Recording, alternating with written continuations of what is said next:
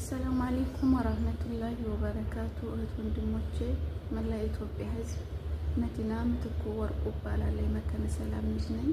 የፓስፖርት ስሜ መዲና ከማል ወርቁ ነው። ኩላሊቴ ፌል ታደረገ 7 ዓመት ሆኖኛል።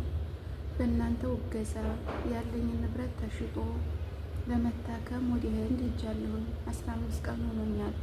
ግን ህንድ መጥቼ እንዲያሰብኩት አልሆነም፣ አልተሳካልኝም።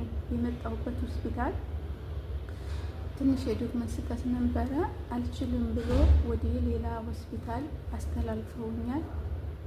ግን የአዲሱ ሆስፒታል $25,000 ጠይቆኛል። የበፊት ያዋጣችሁልኛል ለገንዘብ $10,000 አለኝ እና የቀረው ሙሉልኝና መታከም እፈልጋለሁ። ይህኔ አሁንም በዚህ በብር እጦት ቢሰናከልብኝ ኩላሊቴ ህመሙ ያለ ህመም ነው፣ የለመድኩ ስቃይ ነው። ግን አሚሮዬ ሰላም አላገኝም። ሌላ ውስጥ ነው የምገባው።